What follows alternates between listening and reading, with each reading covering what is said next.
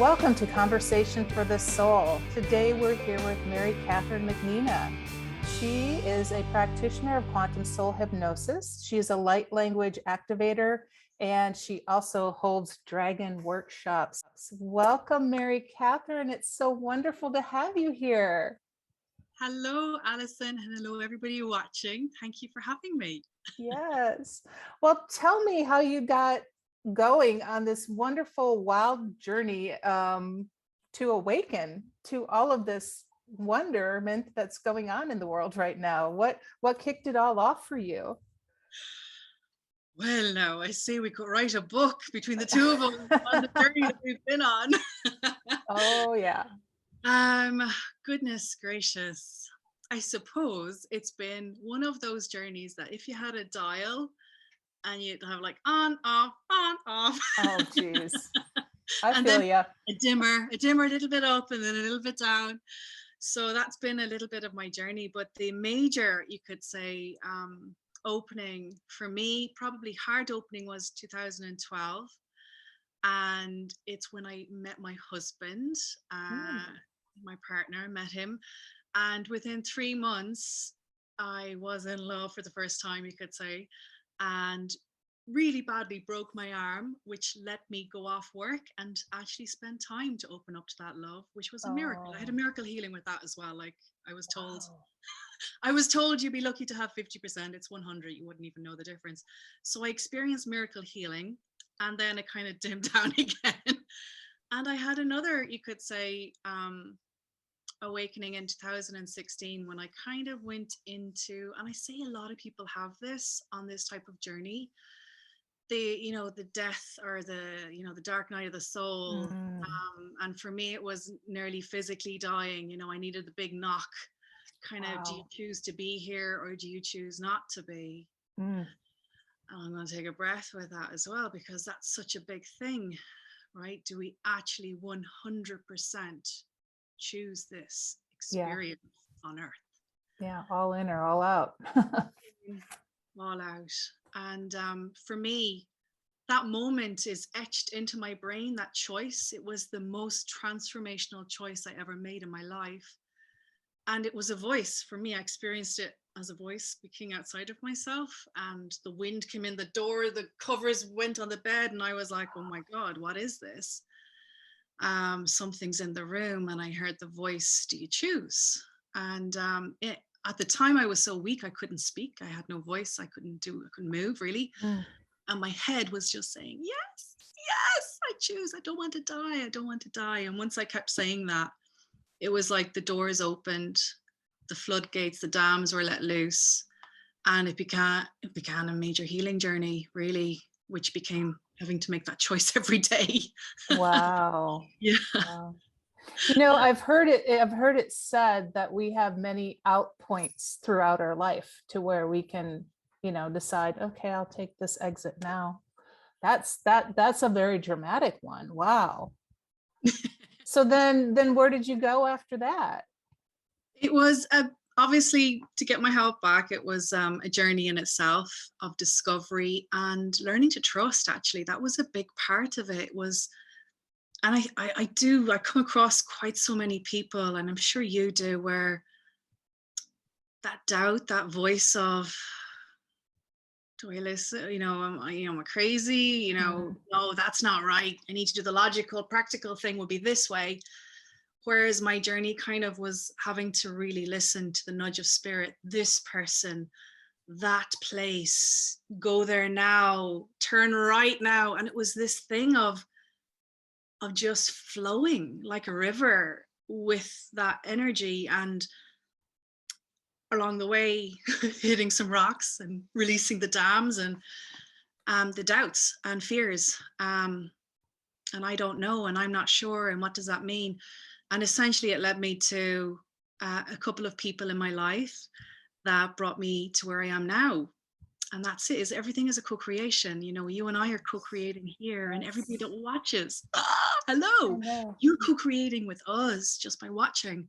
And co-creation is the crystal clear point of expansion.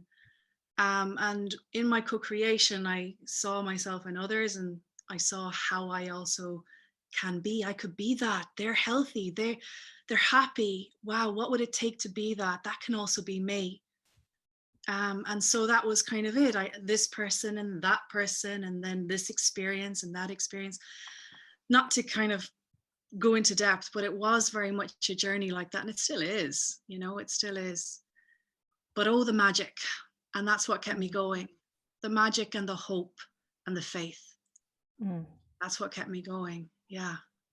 It feels like your partner came in to assist you in that. Did he? And how was that miraculous for you to have that assistance? He is a special soul. I don't tend to talk about him too much. He's quite private, but he's definitely here with me on this journey. We are a team, if that makes sense. Like I get that quite a lot. And when we talk about dragons, I had some information come through on him as a dragon heart as well. But yes, his soul is if he's listening to this now, he'll be like, oh. We won't tell him. Yeah. He's one of the purest people I've ever met. Ever met. And his heart is just one of the biggest hearts I've ever met out of all of the people in my life I've ever met. Wow. And everybody says that about him when they meet him. You can melt into his love, if that makes sense. So he opens that door constantly to allow everybody, not just me, in his life to, I suppose, experience that. So how did he assist you through your illness? Well, the thing was, when we met in Cork. We got married kind of within a year, and he lived abroad. So our relationship was distance. Oh, wow. So 3 months before we got married, he was living in another country, and I was working here, and he was working there, and we were like that for years. So it was in 2016. I think part of this was obviously the manifestation of what was happening to me. In 2017, I quit my job essentially, which was in the construction industry, heavy metal industry. Very masculine job, hard hat, boiler suit. You? Hard hat? Hard hat, boiler suit. Wow, you're like the feminine embodied. I can't imagine that. Only worked with men, and it was a totally different life. I was very much in the masculine, working with the masculine, logical. Everything was, that was my focus and my creation.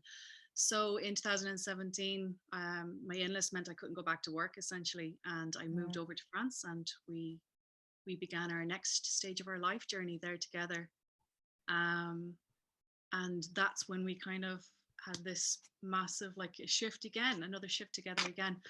So I think his patience and his willingness and openness to allow me to be that listener of the spirit. I don't know how many people will have that faith and trust in their partner as well, with tomorrow I have to be here and I need to fly to this country. Okay. Wow. Wow. He was just continuously holding that space. And I'm forever grateful for that. And he just allowed and gave me that space. And that was really important for me, I think. That's incredibly special. Very much so, because we're quite independent, the two of us, and to be able to come into interdependence was a major part of our journey. Yeah, together. So beautiful. So then, okay, so timeline moving forward, at least the one we're in right now. What happened after you moved to France? How did things keep unfolding for you? How did you come into the modalities you're working in now? And France was a journey. France was a journey, and I had so much resistance to live in Paris. I realized a lot of that was past life stuff, because I could see, I'd walk the streets and I'd see them as if they were, those lifetimes I was in, and everything is a instant. It's not in my third eye. It's like I see it. It's a visual.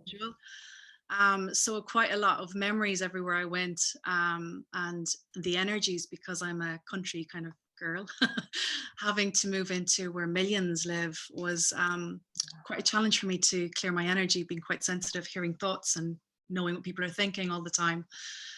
So that was a skill in itself, learning my own mastery of grounding and being able to channel and mind and protect energies. And of course, that was the gentlest city to ever practice that in. It's a feminine city, right? Paris is a very feminine, energetic city. So I was lucky in that sense there. And I ended up studying with Tara Love Perry. She's a UK-based lady, and she is a soul reader, and she developed a program called I Love You Me. And it is all inner child work. And she embodies the aspects of soul reading as well with that, which is what I was interested in. And we were still best of friends, the two of us, we still co-create together. She's coming over to visit next month. But that is the kind of like, I meet somebody and it's like, we learn from each other. I studied with them and we become fast friends. And her process brought me into the shadow work, essentially, doing all that shadow work. And I did that for 2 years straight. And then I trained in it. And then I ended up being a coach, practicing it. I never thought I would do this. I mean, I was somebody who worked in construction. I was going back to that. And suddenly it was like, no, I would love to give to others what has been given unto me, to share this, because we're all on a journey like this. And if I can just be that little mirror that somebody was for me, like Tara was for me, wow, that's a gift, So that's how it kind of unfolded. I never had a plan. It was just a magic unfolding, I suppose, and it went from there. Where did you get that trust? Because working in such a masculine industry, I mean, you really went 180 degrees opposite of what you were, like on every level. I know. Where did that trust come from? How did you muster that up? Was it something divine that came into you? How did that happen? I think I was always quite aware of energy. I just didn't have the language. I wouldn't have called it that, And I was brought up in a very Catholic background. And I realize when I look back now, traditional Irish Catholic household, Catholic school, and brought up in that very kind of strict, regime of what is right and what isn't right, and how you act and how you don't act, and having to deprogram that. But when I look back, I realize like, oh, what I would have called, spirit or Holy Spirit energy was essentially what I was seeing, feeling, sensing. And I realized my grandmother, they were all super magical women. Oh, wow. Except they brought it through the traditional route because there was no other route for them to take. And they didn't talk about it. It was something you didn't talk about. Yeah. And I would hear these stories filtered down through my mother. And after the fact, even, after they passed. And I'm like, she saw that, she heard that, she knew this. She's a psychic and nobody said it, right? It was just something that wasn't talked out loud. And I'm sure in quite a lot of households that in Ireland, if there was quite that, again, that upbringing, it wasn't safe to talk about those things. And it needed to be seen in a certain light. So I realize now I'm not unusual at all in my family. It just wasn't spoken about. It was like the hidden secret. Well, the secret's out of the box now. It's so funny because I was brought up Catholic too. And my husband goes, there's something about you Catholics. You have this woo-woo side of you. And I'm like, the more I think about it and I run into talking to all these people, and it's like, maybe there's something to that. I don't know. Maybe there is. Interesting. Something to think about. Well, that's fascinating. So now going forward, you've just released to lean into the trust, lean into the flow. Mm-hmm. You're going forward, learning all this soul healing and hypnosis and all of that. Tell me how the dragons come in. Because you and I have talked a little bit on message. I had a quite an interesting dragon experience where I was being led through breath work at a full moon fire ceremony. And I ended up birthing these 7 baby dragons that were like the colors of the chakra or the rainbow, whatever you want to call it. And it was so profound, and it still like gets me a little teary-eyed when I think about it, because when I birthed them energetically, I was just in tears. It's like my babies were back. Absolutely. So did you ever go through anything similar to that? Is that how it came in for you, or how did that happen? Well, Dragon Mama. Uh-huh. For me, it was a couple of years ago in Paris. And of course, I'm on the Dragon and the Michael lines. There's the Rose lines and Michael lines. They're all Dragon lines, right? Ley lines. I'm Oh. living on the ley lines, and I didn't know that. And it wasn't until I had an experience in a beautiful park. They have these gorgeous parks in Paris. You know, you just walk out, and they love their flowers and their trees and their little parks. And I was lying on the grass because it's the only bit of greenery I could get there. And I was looking up at the clouds, and I kept hearing about dragons in my head. And I was like, why am I thinking about this? And why am I imagining this? And I would see signs of them everywhere. And of course, they're in sculptures all over the place in Paris, right? And it's not something that was ever talked about in my background. And in fact, it would have been associated with demon energy, demonic energy. Yeah. So when I kept having this, I was kind of like, I don't know, I'm not that comfortable with this in my head, you know? Yeah. And I remember looking up at the clouds. I was cloud gazing, and I was told, I closed my eyes and I was just breathing in the beautiful scents and the sounds and listening. And then I heard, like, open your eyes. And I opened my eyes, and there's this singular cloud in the sky in the exact shape of a dragon. Mm. And I was like, oh, I'm just imagining that now. You know, when you're just imagining you're looking at a cloud and it looks, but it kept forming more clearly, more defined. It was the clearest thing. I had no camera or phone with me at the time, but I have never, even online, I've never seen a dragon look as perfectly clear as that. And energy then came through, and my body started shaking, and I started having sensations and shivers, and you know, you're caught and you want to cry energy, like it's so overwhelming, so overpowering. And I realized, okay, I can't ignore this. This is something that wants to be seen. So I felt it overwhelmed at the time, you know, as in I wanted to cry, and I was in public, and it was like I couldn't, or I wouldn't let myself. And I got up and went home.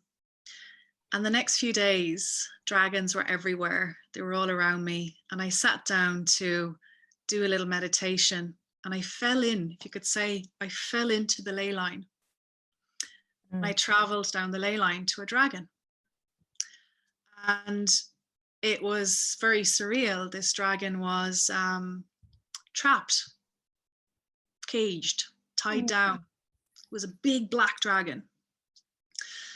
And on four sides, and it was like this, trying to move out, and it just not that happy. So I was a bit like, whew, what's going on here? And I was like, who trapped you? Who's done this to you? What happened to you? Where are you?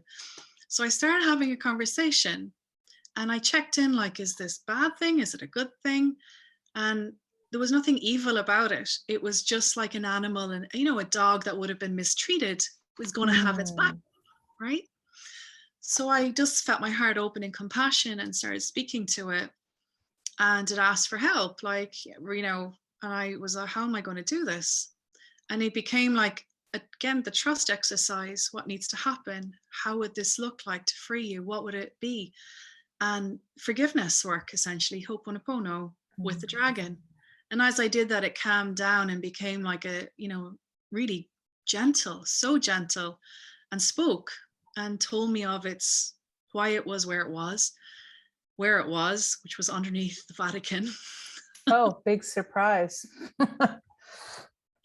And as it was that, I could hear the footsteps. You know, I was looking up, and it was literally right underneath where people were walking over.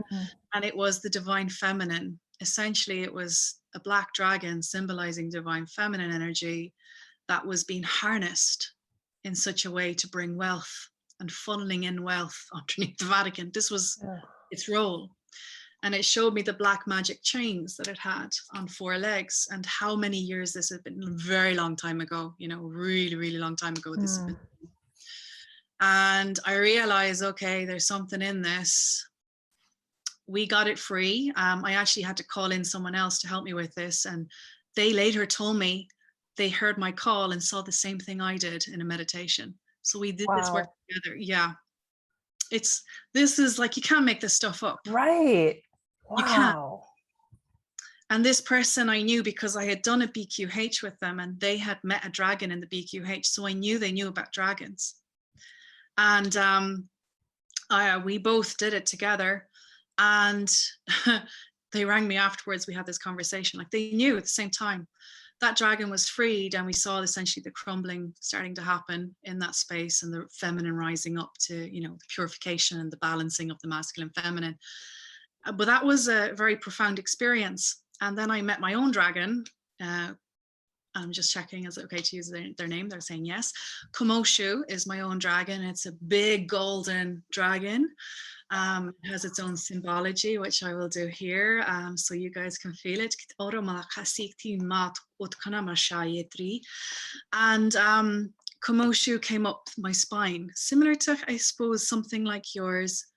And it was a very physical embodiment, emerging of dragon and human. And then I've been working with them everywhere I go for a few years. I was doing a lot of freeing of the dragons, a lot of clearing of the lands, a lot of grid work, ley line work. And then in my BQH sessions, most of my clients would meet dragons along one of their lives. They'd end up going to planets, or they'd receive messages. So it was that kind of natural over time, a little bit of information here, a little bit of information there.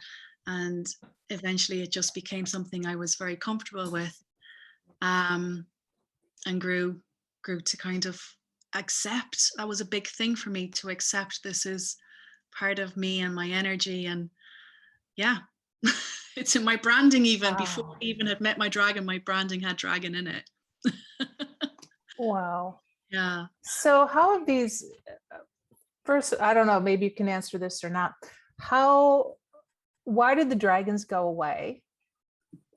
And it sounds like there's been a lot of misuse of them and their power. And like, where were you finding these dragons, and how were they being misused and mistreated, and why? So I'm going to invite everybody that's watching, take a little breath as well with me while we're doing this, because you might feel this as I'm talking. We're just going to let the energy flow through us, and what's true for you, Allison, or for anybody that's watching, it'll resonate, it'll sink in, and what isn't, kind of like raindrops off a duck's back, it'll just wash off you, because not all of us will have the same experience or truth. So if it resonates, it will be for you. My own personal experience, and I feel that why I see not anymore, but I did the time when I met dragons, a lot of trapped or misused dragons, was because I had a hand in that, in other timelines. And I have quite a lot of memories. They all came back to me, and I ended up walking the same footsteps that I had done, a version of me, you could say, an aspect of me in another timeline, and I was undoing everything. It was like a karmic pilgrimage. Wow, it makes so much sense. And I do believe that quite a lot of people do this, and they don't know they're doing it, because they mightn't actually get the visual, you know, it mightn't be as bright and like a movie that I would have, but they end up going to places and they sit against a rock, or they go to a monument or a structure, a building or a piece of land, and they connect to the land, and they're sitting there and they can feel an energy, and they don't realize actually that's what they're doing when they go there, because their I am will just take over, you know, it'll just happen naturally. They don't have to physically think it out or have the conversations like I do. I feel like I've had that experience, so I can teach others and speak to it in a different way. But I've realized, as I've spoken to people and we've talked together, they're like, oh, that's what was happening. Yes, that's why you were called there. That's why you sat against that rock and you sang a song and you didn't know why. You freed it. It's so simple and so beautiful. And it doesn't have to be complicated. But when our heart is pure and our intention is pure, it just is. It's the unfolding. It's as easy as breath in and out, right? just like you did the breath work. Yeah. Right? You did breath work. And hello, you birthed Yep. 7 dragons of the rainbow, I would say. Would it be true to say rainbow energy there? Well, Yeah. chakra colors, rainbow colors, they're the same. And that energy is coming in super strong right now. And so many people are birthing either eggs that are getting ready to hatch, dragon eggs. And what I believe is it's not that we're physically birthing an egg, it's that in our blueprint or our contract as souls, that some of us have had many lineages, dragon clan lineages. Some of us are what you call dragon blood. Okay. Anybody that's watching, breathe into the word dragon blood. What does that mean? What does that feel like when I say that out loud? Do you have dragon blood, right? And what that feels like for me is that you were born of the fires of dragon energy, right? And some souls are born of the fire of the angelics. Some souls are born of something else, right? There's no better than or less than. Again, it's all experience, and we don't want to get into stories, but it's just a resonance, you could say. Yeah.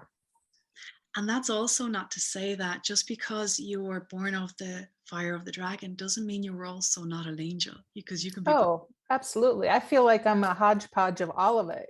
I know.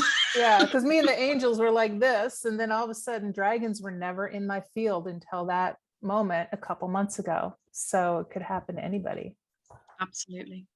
And you know, it tends to be that way. It tends to be that for most of us on this journey, we'll have experiences with probably angelic frequency at first before we're ready for the other frequencies that come through. And there's no right or wrong. It's simply kind of an observance when I say that. The dragon blood energy is oftentimes in your karmic record, you may have actually been a dragon, birthed dragons, and that's the creation energy, because dragon energy is all about creation.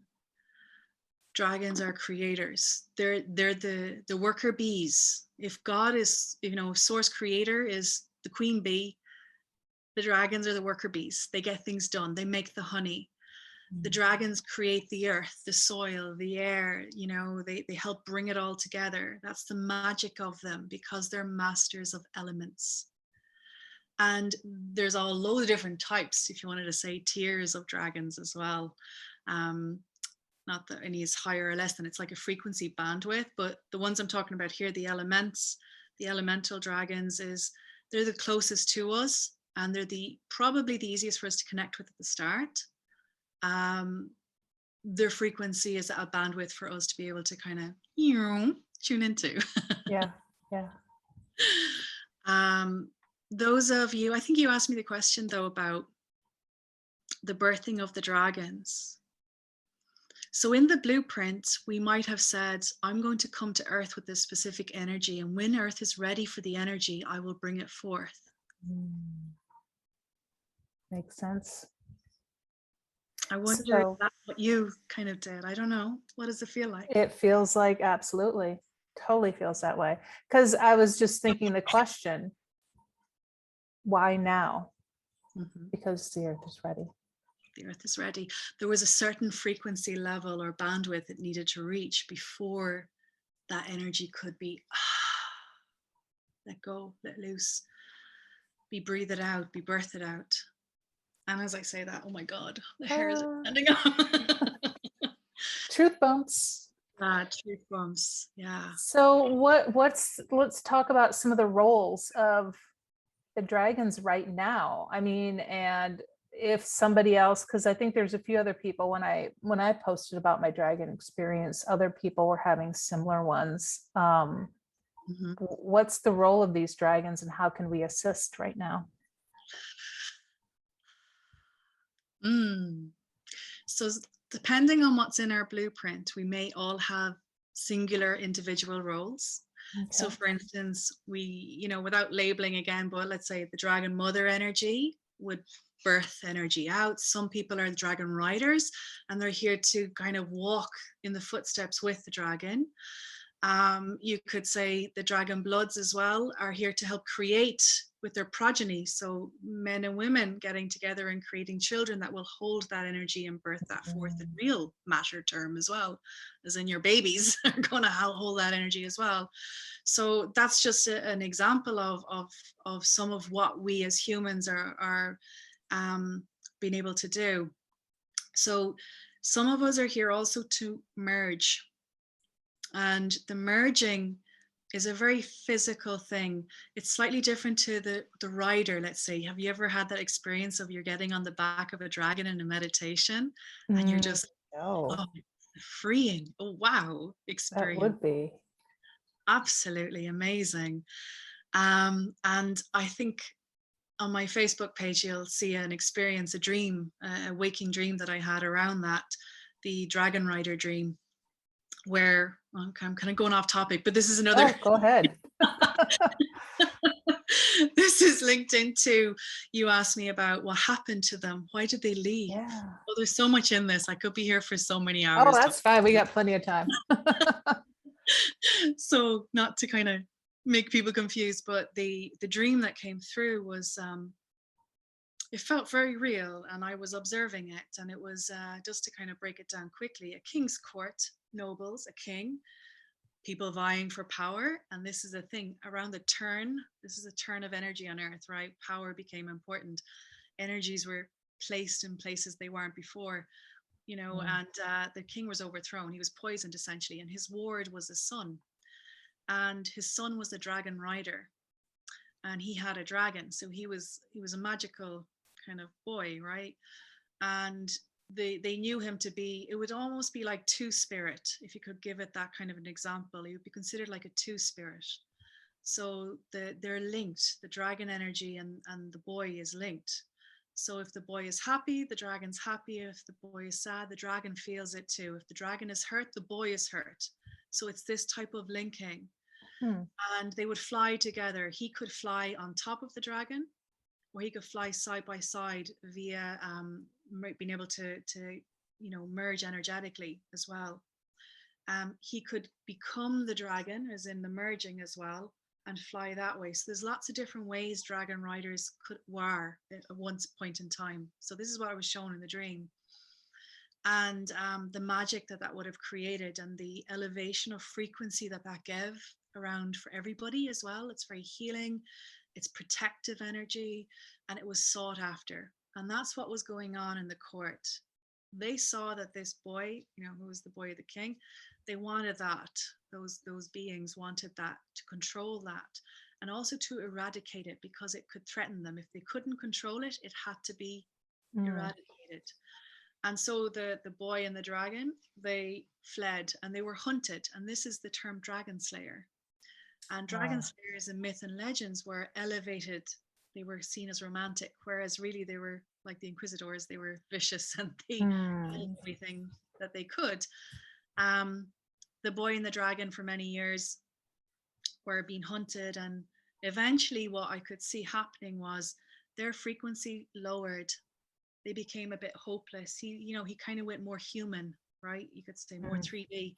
And he kind of went into a bit of a depression, you could say. And I saw him in this cave. And what happened is they could no longer fly together. They could no longer merge anymore. And they were becoming weaker. Their connection was becoming weaker. But the dragon would not leave, because he's still connected to the boy. He just morphed and changed from his colors into something a little darker, a little smaller. Eventually they were found and they were killed. They were both killed together. I was kind of like, why did you show me this? And it was just showing like the magnificence of it, the possibility of it when they're as one, and what it looked like for Dragon Rider and Dragon, but also that this was the fall. And what happened during the fall was either they were eradicated, or many of these beings, humans included, or dragons singularly, if they weren't merged with the human, they just moved into other dimensions. They just shifted their frequency because they could do that. They're shapeshifters. And the shape of the dragon is in such a way as they're interdimensional travelers. That's why they're reptilian looking. They're not reptiles, but that shape makes them masters of interdimensional travel. So they just moved on. And some of them went to sleep. And those that are asleep are being awoken in mountains and caves and in the seas and the rocks and the sands. And some of them came back with the humans and their templates, like with you. And some of them are just coming through the portals right now that are very super open, and they're, you know, they're coming in to do their work, whatever their work is, or they're merging with or inviting humans to be their guides and work together. A lot of work that they do with humans are specifically with grids right now. It's one of the major focus points, the anchoring of that grid and the humans being able to it is the old grid gone essentially, and the anchoring of the new frequency grid, and the merging of that through all lands, but also in the hearts of us, that we're able to connect the heart and then merge with each other, because we're all connected. One person can't do this. That's the thing. It's every heart, every dragon heart, every human heart anchors when you get the tip over point anyway. So they're doing quite a lot of that work, and a lot of them are coming through for the children. And the new children coming through, the new souls coming in, they're helping create the space for them to be ready. They're working quite a lot with women and men that are creating, making, physically baby making, so that their purification methods are there so they can hold the frequency of the new babies coming in. Quite a lot of the dragons are, they work together with other beings. So some of them choose to work with Fae, and there's specific things they can do together. Some of them choose to work with angelics, and there's specific things they will do together. So it's so varied and so vast, because when you're even looking at something like that, when a dragon, because it's a beautiful co-creator, merges with another energy, it expands drastically into something else. And it can then direct and focus and create matter. The things dragons are renowned for is the vision is held, and then they make it happen.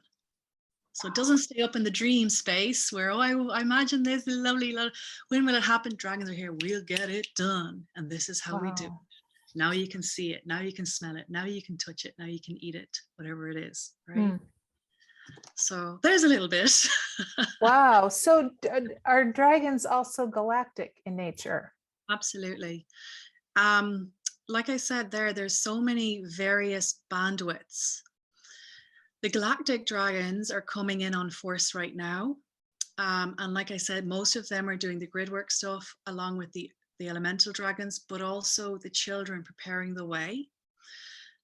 They like to clear structures and places and things. They'll work with people. I'm seeing this now. So architects, engineers, doctors, even those that are still in the system, dragon energy will work through those people, because they'll know if their heart is pure, they'll work with them to create, because that's a foundational tool for something in the future. They want to anchor that in. People mightn't actually realize that's what's happening, but that is what's happening. You know, they're being divinely inspired by dragon energy. Quite a lot of them are, they're telling me to talk about other universes right now. So before, the earth resonance would not have been able to take on other universe portal dragons, because the frequency is so vastly different. So what we're seeing is gateways now opening. So galactic dragons and guardians of the gateways will be there. And a lot of us on earth are starting to connect to open gateways. Sometimes to open a gateway, you need more than one person. You might need more than 3, right? And you'll have agreed before you come down to do this work. These gateways, stargate portal ways, are openings into other dimensions. They're openings into other universes, because some of these new energies want to come in to help and assist as well. And these are frequencies that we would never have experienced before. There are no words for them in our language. You know, you're not going to be able to Google this stuff, right? It's now, brand new now. And again, with that, you have the influx of new souls, because this is all about the new souls. We're preparing the way. This is about the new souls, and the kids probably already here too, helping that to create the earth, the vision that we want to create. As one is falling away, the new one anchors in. Does that kind of answer your question? Oh, Maybe? yeah, it's beautiful. I mean, wow. Very good, concise information. For me, I totally align with all of it. One thing that kind of comes to mind, I'm thinking about all of these portals, stargates opening up, dragons coming in, you know, the new kids learning from their dragon energy partners or whatever. These dark forces that took them out way back when, are they gone now? Are they on their way out still? What's going on with those folks? Residue, you could say, Okay. residue. And the Mop the floor. the death grasp, like, you know, that last death, the grasp. They have a few sneaky plans up their sleeves for sure. I don't know if I want to get into this here, but you've asked the question, so I will. Something that became apparent only this week, so I'm still integrating this, and maybe to speak it out loud will be helpful. And again, anybody that doesn't resonate, wash it off your shoulder. Yeah. I'm still integrating with it. So because we're talking about the veils are getting quite thin right now, and yes, we have a lot of peeps like you, me, and perhaps those of you watching that are awake. We're aware. We know what's going on. We're doing our shadow work. We're doing our work, and we're also bringing in the light, and we're balancing all of that. There are those that are lost, you could say. They're just a bit lost right now. They're not sure where the door is. They're not sure where to look for the light. And in their despair, an energy is created. And a lot of this is manipulated. You know what I'm talking about, right? The events of the last couple of years, which have helped accelerate awakening, has also helped de-accelerate others, if that makes sense, that have gone maybe another step kind of into difficulty. And that energy is also attractive to certain energies that are parasitic in nature, is a good way to say that. I think it's delicious. Human energy is delicious. It's like yum, yum, yum, yum, yum. And there was a little tear made, you could say, that brought through newer, as the old ones, you talking about the old ones, most of them have released, but there's actually something new coming in that I was working with this week that I've never seen before. And because I've done so much of that work in the past, especially with people in soul readings, and that was interesting. And what I saw that is interdimensional, something through an interdimensional tear, very specific to the events. I'm going to say Shanghai, actually. I definitely saw it over Shanghai. There's a major lockdown there, and I saw a huge tear over there. So sending, and again, grid work energy, you know, clearing that out, where people feel like they're in living hell, you'll find things like that. So despair, hatred, anxiety, fears, phobias, disassociation, separation, anywhere where that is prevalent with a good few people at once, like a lot of people in the one area, you'll create, essentially you're creating something, right? You're creating, it's co-creation. Again, there's never anything to be afraid of with that. This is all part of the experience, and these things are being shown so that we know what they are, so we can work with them, so that when we converse with them, and this is the beauty of the mirror, whatever is separated from source essentially has forgotten light or is lost from light. And when we bring that to it, it has a choice to go into it or move into another dimensional sphere of acceleration. They can choose to go into another dimension on their journey. What's lost can be brought back. And the angels and choirs that sing when something that's lost that has been brought back or found again, in other words, shifted into light, you would not believe the sound they make. No, oh my God. Yes, it's been returned onto us. That which was dark has found the light. I mean, this is also part of many light workers, if that's a word, purpose is to kind of recognize that. And that's the same with humans. You know, those humans that have been lost, when we bring the light, they're seen, they're heard, they're being acknowledged. Forgiveness, acknowledgement, choice, and love. They can choose the love and come back into the light. It's again, I'm simplifying it, but it is that simple. Well, you bring up a very good point too, because I see a lot of people say, oh, I need to isolate, I need to shield myself. It's like, Sometimes you got to bring that light into places that aren't so great and shine it all over the place. Absolutely. That's the true work. Yeah. That's alchemy. That's magic, because that's the change. Yes. That's the next level up, right? And like that, if maybe I hadn't had this awareness from it was from I Love You Me, I realized working with Tara, I had this awareness of how you can acknowledge energies. If I'd seen that dragon, a couple of years before, I would have said that was evil, and I would have blocked myself from it and said, oh my God, no, this is scary. Anything that's lashing out, scary, angry, attacking, it's been hurt, it's been unacknowledged, it's been hidden, it's been probably wrapped in binds. Oh. And some of the time it's from ourselves. And this was an aspect I had seen of me come through during the week, and I thought it was a sucky energy, and I realized it was an aspect of me that had been bound and gagged, and I had to unwrap it and integrate it again. What we considered bad, evil versions of us, you could say. Yeah. So much of us might be experiencing that right now as well. And it's, what capacity can we have to love ourselves even more, no matter what projection or view we might have around it? It's big. It's maybe not always easy, Alleson. Right. But for me, that feels like that's actual magic. And to integrate it too. Yesterday, I just had a shit show of the day. Everything just like was falling in on itself. I hadn't been angry in a long time. I usually like now walk around and drive around with a smile on my face because I'm just happy for everything. Yesterday, I was just like, ugh. But I sat there and I go, okay, this isn't permanent. It's not going to last. Is it mine? Some of it. Is it from external? Some of it. So just let it come through and transmute it and get rid of it. Yeah.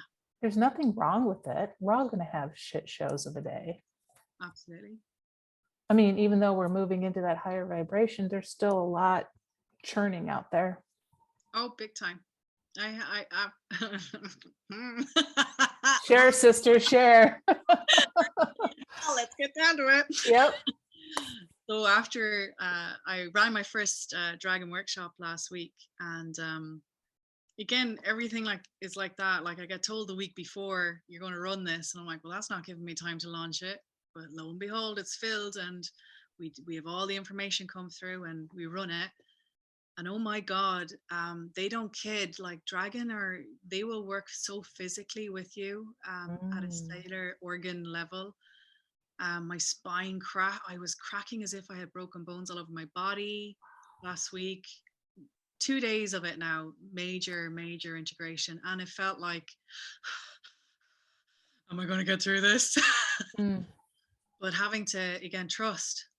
I keep coming back to that word when I was talking, trust, and move into surrender and what's unconscious, because that's where my point of difficulty is now, is I can move through what I know.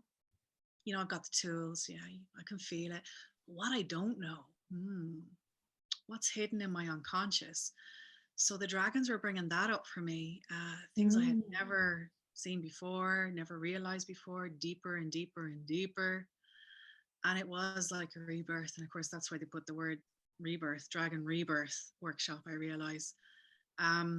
So yeah, and I haven't been through that probably in a good while. The way you kind of you have your cycles of, I go into the cave. Yeah. You tend to be quicker going through them. They don't tend to be as often. But yeah, I was definitely in it a week ago. I think we were going to have our conversation that week, and I was like, let's do it. Is that what happened? Yeah. Hey, it's all good. It's all good. Yeah, big time. Big realizations. I'm still integrating them. I'm not going to lie. And physically, I'm still shifting. So there's a lot of work that we're, I'm not doing it that long. I know people doing this for 40 years.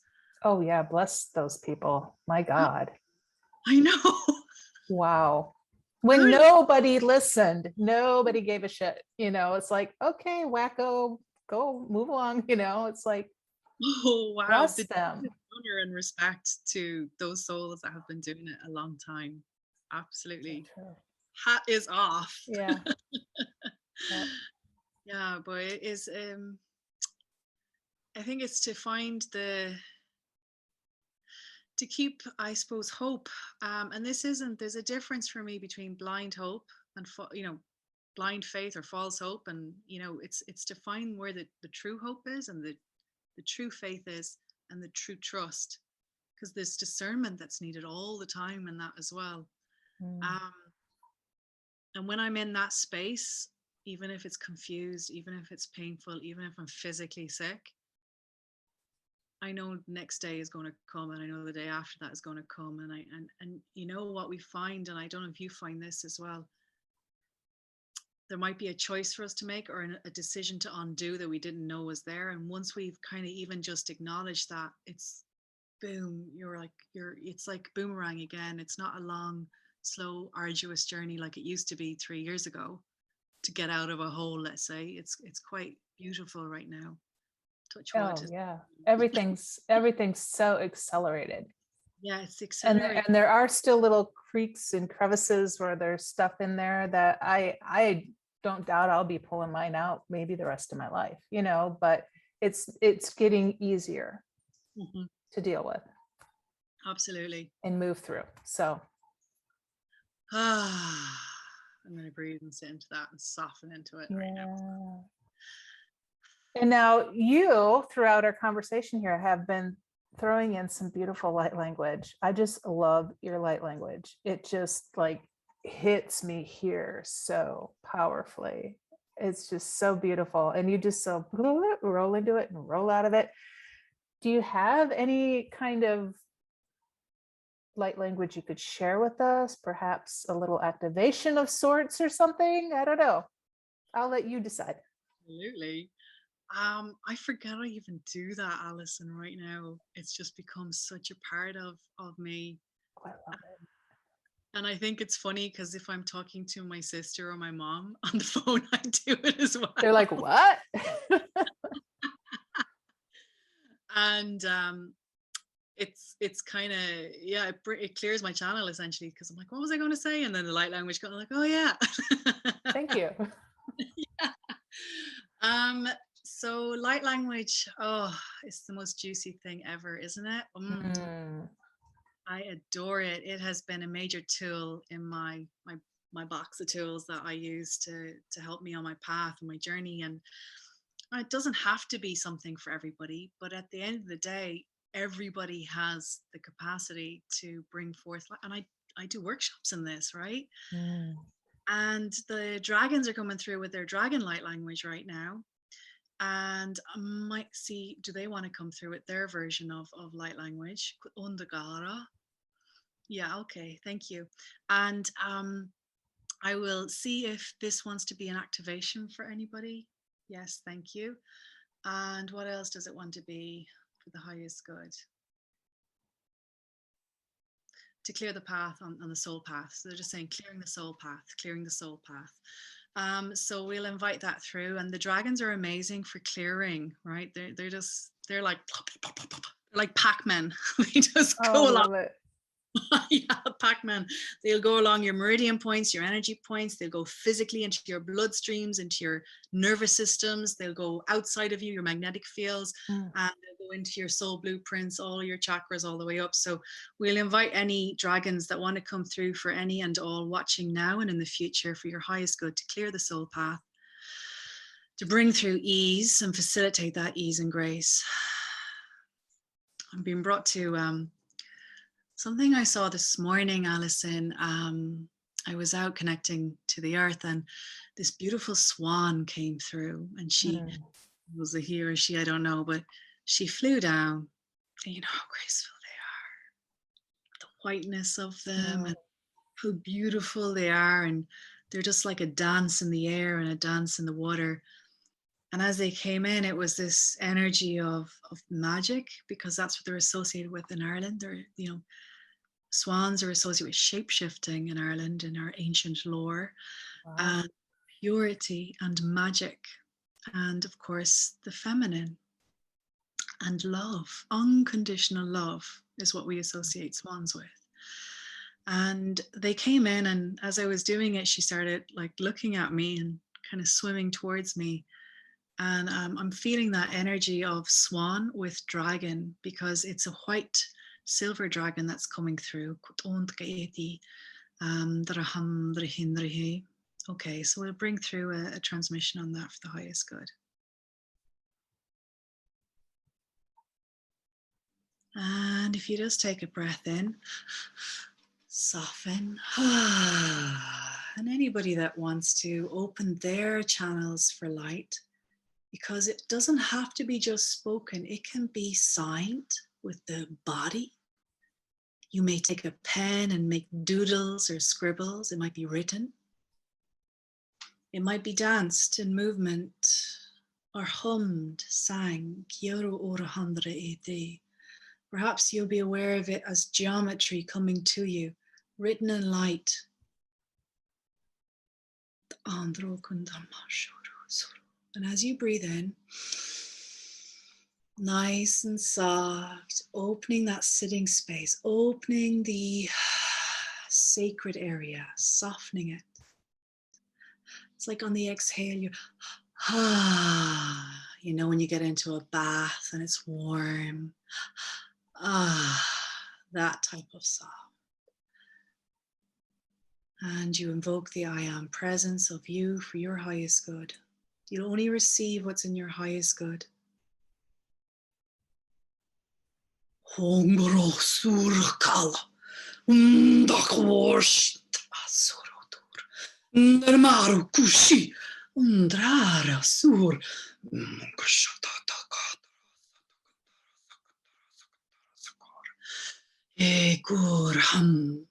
Ekorham beshir hambakwar ninura gihandarosur mashkuzuka.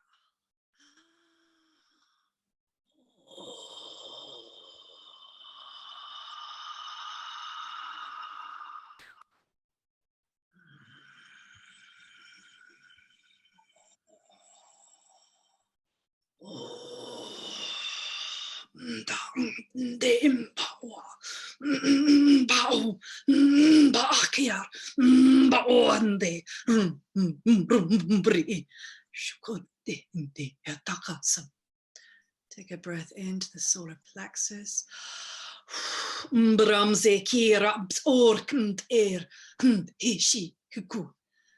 Call back all parts of you from all time, space, dimensions, and realities. The interdimensional dragons will bring them in. All parts lost and rejected, abandoned. We see you, we feel you, we love you.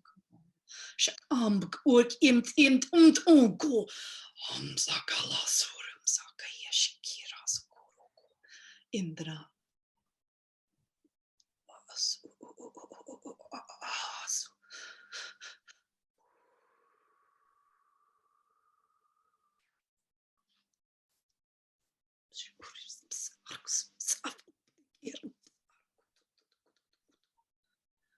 Ashundram drindram guram zabrukir zabrukushur ambara.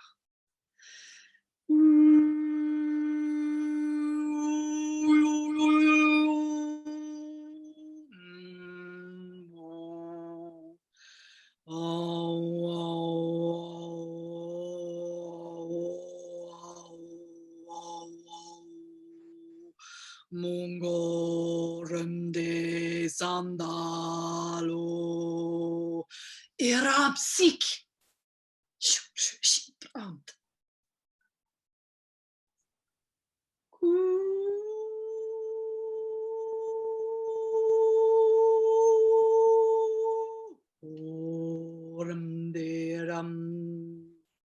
Emdara mauki asi andani maalhar ukibr. Zond e shur arund.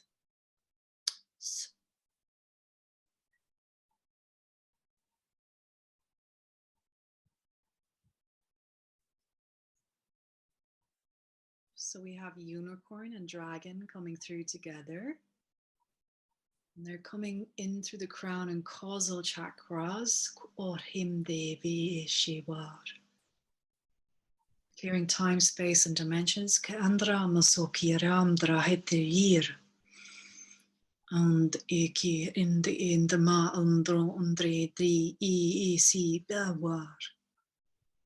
We had the dragons from the central sun working through the solar plexus. Kiandrokor. We had the magnetic dragons bringing you and earthing you.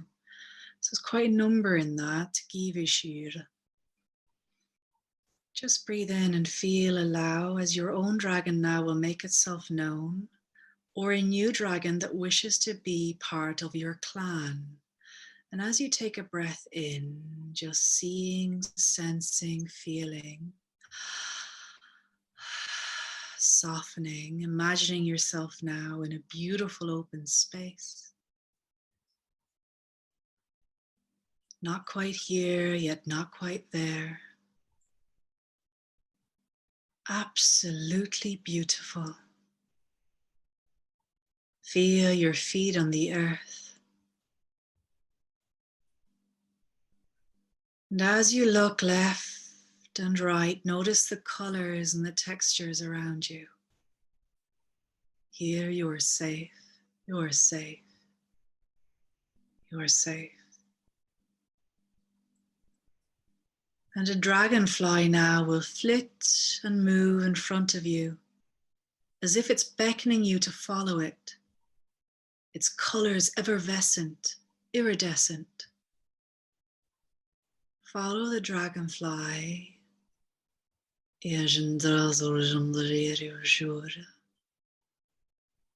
until you come to an opening, a cave, like a portal, a doorway. Follow the dragonfly through the cave.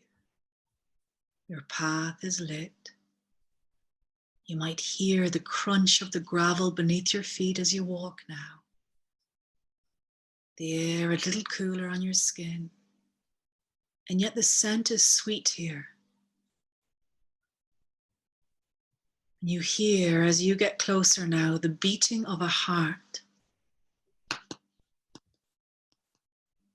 Don dan den, don don, dan den, don don, dan den. The beating of the heart is your dragon now, deep in the belly of this cave. And a torch lights your way. Tukora sikir. This dragon will make itself known to you via its energy. Receive it now.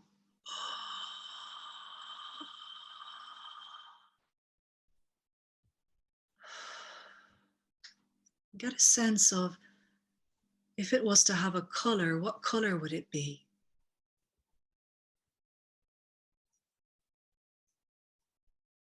What texture would it feel like if you were to rub it, stroke it, as you ask for permission to do so?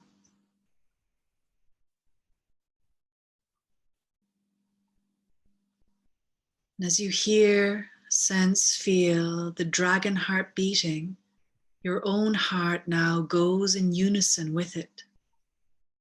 Da-dum, da-dum, da-dum.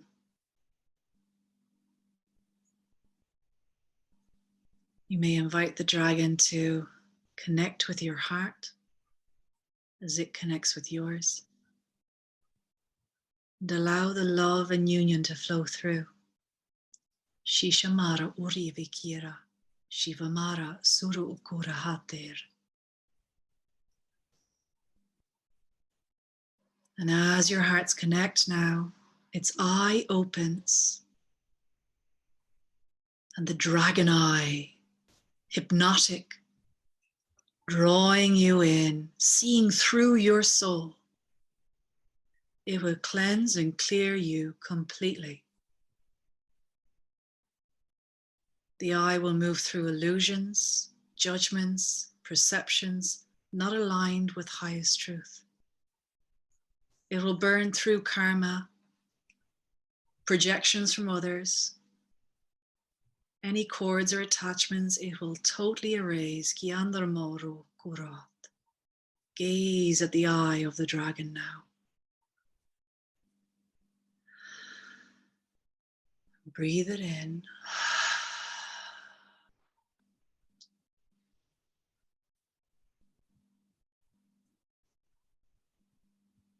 The dragon eye moves down into the heart, solar plexus. It wishes for you to empower, be empowered. Dram riem dramboro, korin dram zavrodroi, drum zave raukurdir. Into the womb.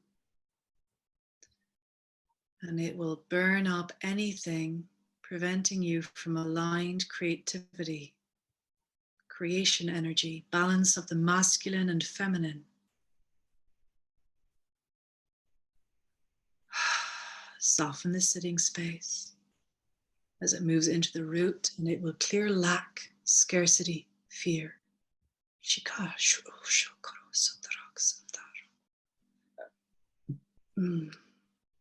Good. It'll have a message for you now. Receive that message.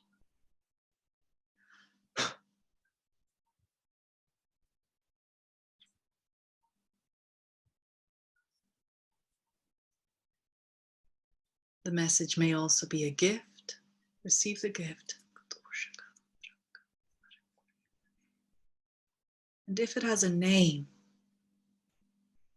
you might get the first letter of the name or a sense of the name. And this is for you only. Uram da igirya sugur abdakara. And breathe it in. You may go and ride the back of this dragon whenever you wish. For now, you will just say thank you.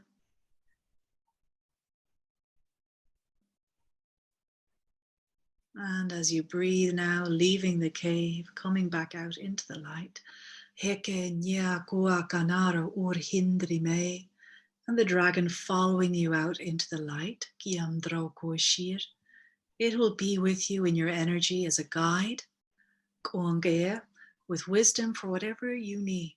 Coming back into your body now. Breathing back in, nice deep breaths into the body. Softening, rolling the shoulders, softening the body, wiggling the toes, the hands, and opening the eyes when you're ready. Welcome back. Whoa. That was, I didn't want to come back. I could feel that. I'm conscious of the time. Oh my gosh, my babies were there, all of them. I started to get some of their names. Cricket and Orr and Devlin, I think. Cricket was yellow, Orr was orange, and Devlin was the red one, and that's as far as I got. Love that. Yeah, and they thanked me for bringing them here. They're so excited to finally be released to do their work. So I'm going to have to dig deeper into that in meditation. What is your purpose? And perhaps they've all different purposes, maybe. Who knows? Yeah. It's exciting. Wow, girl, you are amazing. You are truly amazing. In the mirror. So, yeah. So share real quick before we go.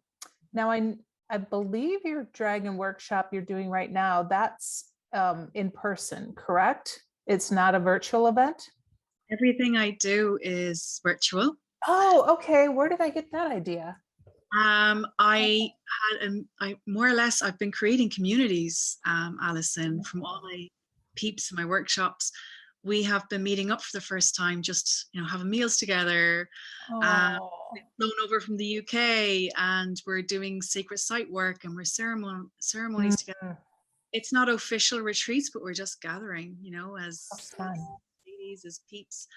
And that is because we just created such strong bonds in our light language workshops, and now they're in the dragon workshop.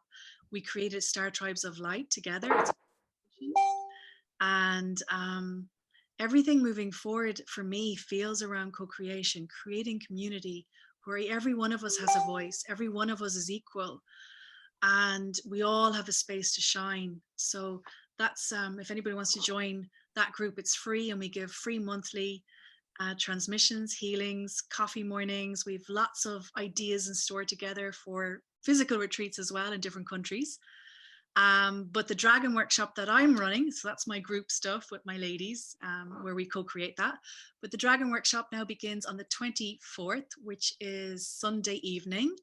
And we have 3 evenings, so Sunday evening, Wednesday evening, and we have a half a day workshop on the Saturday, the 30th. That's European time, so it'll be morning time for you, I think, in the US. Okay. And it's still open to sign up, and you'll have access to everything that we've already done as well. So I have an online learning platform. Everything is there to assist you. There's books, exercises, meditations, transmissions, everything you can kind of need, it's there. And we're going to work this week now coming quite a lot with the Stargates I mentioned. Merlin has been coming through with information, Avalon and initiations. And we do art, okay? So the dragons are here for creativity. And often we're deprogramming the creativity, what's right and what's wrong. And I'm not creative and I'm not an artist. Yeah. So we will do artwork as well, dragon artwork. We will do dragon movement and dance, dragon breath. And we will do dragon song creation together. And it is just about creation. And you don't have to be seen, you don't have to be heard out loud, but that you are invited to take part, essentially. This is what the dragons want. It's all about embodiment of, it's not just to sit in a lecture, it's actually you're part of the whole process in the space. So if this feels exciting, please join. The tickets are there. I'll give you the link if you want to put it up. Yeah. I'll put the link to all your stuff below. So if anybody wants to reach out to you, if they're seeing this later, then now, yeah. And I'm sure I'll be running more in the future, and who knows, maybe someone in person as well when the timing is right. Wonderful. You are just such a beautiful soul. I just keep looking at you going, oh yeah, I know you. I know you. I think you said that the first time we met. Yeah. I feel some witchy vibes going on big time. Yeah, maybe that was in Paris. I don't know. We'll have to dig into that. All right, my dear. Well, I will let you go because I know it's late where you are, and we will do this again later this year. This was so much fun. Absolutely, so much fun. Thank you. I'm so grateful for you. Thank you, and we'll see everybody next time. Bye, everybody. Thank you. Bye.